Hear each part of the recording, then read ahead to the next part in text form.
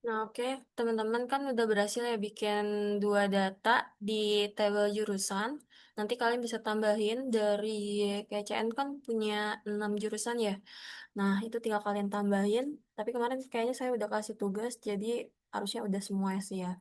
Nah, sekarang lanjut. Kita fokus ke ininya, kita fokus ke codingannya. Nah, untuk database-nya kita tinggalin dulu ya. Buka dulu visual code-nya. Nah, kalau udah tampilan seperti ini, udah oke berarti. Oke, kita mulai. Nah, sekarang apa lagi sih yang harus kita tambahin ya? Nah, kalian harus pahami dulu ya. Kalian tuh kan menggunakan React. React itu kan framework ya, sama kayak Next.js. Nah, React itu apa namanya? eh, sebuah framework untuk front end, berarti kan khusus untuk tampilannya. Nah, dia itu nggak punya backend. Nah, kalau kalian tahu kan backend itu kan untuk yang memfungsikan atau membuat web lebih interaktif ya sebenarnya. Nah, eh kalau kalian masih kurang paham, istilahnya gini, backend itu untuk contoh kalian bikin tombol, kalian bikin button login. Nah, button login itu kalau di HTML misalnya mau berpindah halaman itu tinggal ngasih link atau nama file yang di untuk halaman selanjutnya gitu ya.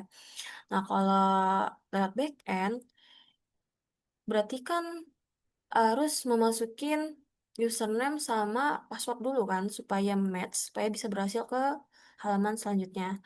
Nah, nggak bisa kalau langsung dipakai apa namanya nama file untuk halaman berikutnya. Kalau kayak gitu nggak perlu username ataupun PW gitu ya. Nah, kalau mau sistemnya seperti login, berarti kita harus menggunakan backend. Nah, di React itu pakai backendnya adalah Express.js. Nah, nanti si Express.js ini yang akan mengirim data username, login, username dan password ke database supaya cocok nih. Ya, dicocokkan dulu. Dia cocok nggak dengan data yang ada di database? Kalau misalnya cocok, nah berarti dia bisa berpindah halaman setelah mengklik tombol login. Oke, jadi seperti itu ya untuk pemahaman backend. Nah, kalau misalnya nggak pakai backend bisa nggak ya? Nggak bisa. Berarti kan kalian cuma merancang web tapi nggak ada fungsinya gitu ya. Oke, setelah itu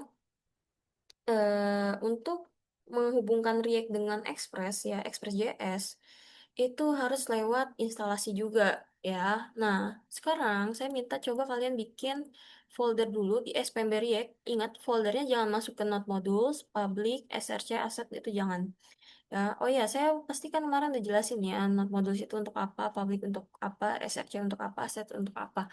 Nah, saya jelasin sedikit dulu sebelum kita masuk ke instalasi Express. Nah, Node Modules ini untuk library dari React ya. Nanti kalau sintaks-sintaks yang kita kasih nih untuk merintahin si React buat apa, nah itu ada di Node Modules. Istilahnya kayak tambahan tools lah ya. Nah, ini kita nggak perlu otak-atik nih Node Modulesnya ya. Tuh kalau kalian lihat ya. Ini nggak perlu ditambah-tambahin ataupun di otak-atik, pokoknya biarin aja. Nah, public ini untuk naruh gambar-gambar secara langsung. Nah, tapi perlukah kita menggunakan folder public ini enggak ya? Ya, mungkin ada kondisi tertentu, lebih ke tergantung kondisi aja sih. Nah, sekarang ada folder src. src ini kepanjangannya adalah source ya atau sumber. Nah, kita bakal kerja di src ini nih. Ya, kita ngoding, kita bikin halaman itu di folder src. Nah, React itu bagusnya udah ngasih folder aset. Nah, folder aset ini khusus untuk kayak naruh logo, untuk web kalian, foto-foto, menampung data foto kalian lah istilahnya. Ya. Nah, di sini ada file app.jsx. Nah, app.jsx ini ya, ini untuk apa namanya? Untuk menjadi penghubung ya atau supaya codingan kalian bisa tampil di web ya atau kalau kita tahu ya roots ya. Nah, itu kan butuh roots. Nah, itu ada di app.jsx. Misal kalian bikin halaman dashboard. Nah, kalian kan ngoding tuh. Perlu ditampilin untuk melihat hasilnya. Nah, nanti lewat app.jsx gitu. Jadi kita akan saling berinteraksi sama file ini ya. Oke, kalau udah agak paham ya tentang folder-folder yang ada di React, kita lanjut menghubungkan ke Express.js. Nah, tadi saya minta kalian bikin folder di SPMB React. Jangan masuk ke folder manapun, dia harus di luar. Ya, dia harus hanya ada di dalam SPMB React. Jangan masukkan not modules, public, SRC, asset, jangan. Oke, langsung aja klik folder di sini. Nah, saya minta kalian bikin folder backend. Nah, di folder backend ini nanti akan kita instalasi Express-nya, ya. Oke, setelah itu kita masuk dulu nih ke folder backend ya. Kita masuk ke terminal, new terminal. Kita lihat dulu kita posisinya ada di mana nih. Nah, kita kan masih di triple W ya. Nah, kita masuk dulu nih ke SPMB React dan folder backend. Caranya adalah bukan seperti ini. Ya, cd SPMB React. Habis itu kita enter. Nah, kalau udah kayak gini, kita udah masuk ke folder SPMB React. Sekarang kita masuk ke folder backend ya. cd backend. Nah, kayak gini udah ya. Sekarang untuk instalasi Express, kita harus butuh yang namanya file package JSON ya. Nah, caranya adalah seperti ini. npm init strip y. Enter. Nah, ini untuk nyimpan file project kita ya. Oke, nah kalau kita lihat di sini udah ada nih package JSON-nya di folder backend. Setelah itu, kita mulai instalasi Express-nya. Caranya adalah npm install, pastikan kita masih ada di folder backend ya. Install, L-nya double, Express, nah, MySQL 2. Nah, MySQL 2 itu adalah untuk menghubungkan project kita dengan PHP MyAdmin ya. Course, ya. .nv. Nah, ini nanti sebagai konfigurasi database kita. Misal kita mau nge-match antara mana nih database yang kita punya, ya mau kita hubungin dengan project yang kita mau. Misalnya ini kan tentang SPMB React ya. Ya berarti kita mesti hubungin ke SPMB underscore DB yang udah kita buat di database.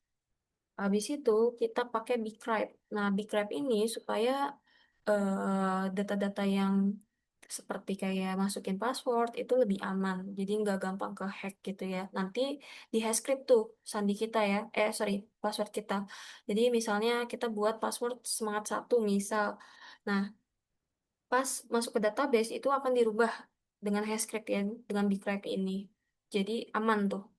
Oke, kalau misalnya kalian mau lebih tahu untuk Hashscript itu nanti kalian bisa belajar di security data ya. Kayak habis itu kita enter.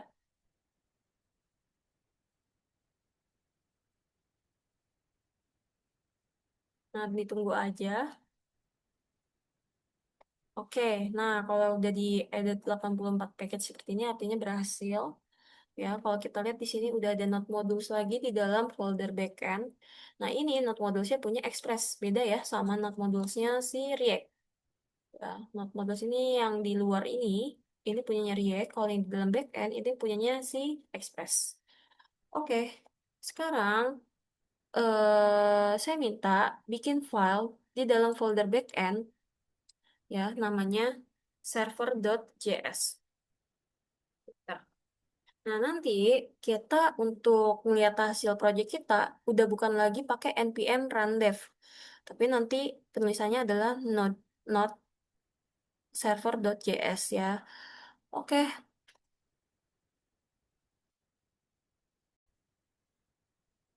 oke. Nah, server di JS ini kita isi seperti ini ya. Kita buat variable columns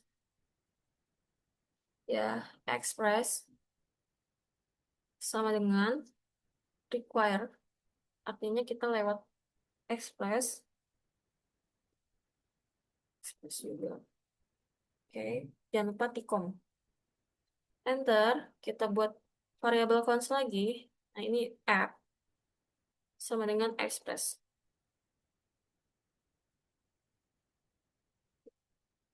Itu buka kurung, titik koma. Nah, itu selanjutnya kita bikin port ya, sama dengan 5000. Nah, kalau kalian mau tahu port itu apa sih? Contoh di bagian sini. Saya cari. Nah, kalau kalian sebelumnya udah tes dengan npm rundev, itu kan muncul link ya. HTTP localhost 5173. Nah, ini punyanya si React. Nah, kalau pakai Express itu bisa bebas portnya ya, supaya nggak tabrakan. Ya, bisa 5.000, bisa 3.000, bebas. Ya. Setelah itu, kita tulis app.get. Ya, ini buat tes dulu aja. Buka kurung, tanda petik, slicing. Nah, slicing ini untuk kalau kita buka klik link, langsung otomatis tuh kebuka halaman utamanya. Ya, koma, buka kurung, rect, koma, res, kita pakai arah panah, sama dengan tutup sudut, buka kurawal, enter.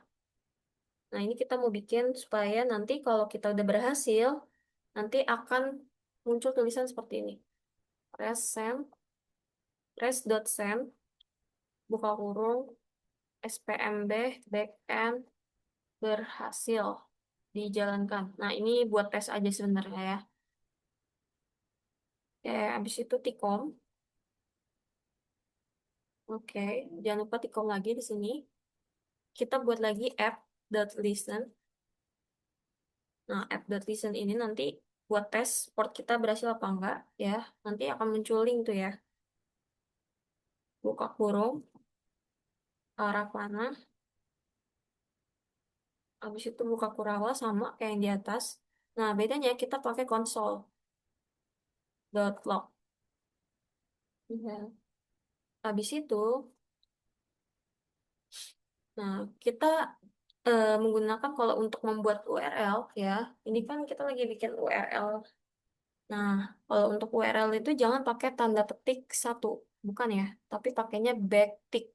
Backtick itu ada di deket, kalau kalian lihat keyboard kalian itu ada angka satu, nah di sampingnya itu kayak ada gelombang. Di situ tuh ada kayak tanda petik satu ya, tapi miring gitu. Nah, itu namanya backtick. Kalian klik. Nah, sekarang kita buat supaya link kita muncul. Server berjalan di HTTP titik dua slicing dua kali localhost titik dua bikin variabel atau dolar buka kurawal kita panggil portnya kan kita bikin portnya 5.000 ya. Setelah itu tikom di luar. Nah, kita tikom lagi yang bawah. Sekarang kita coba tes ya. Sekarang kita tes di terminal. Caranya gini. Node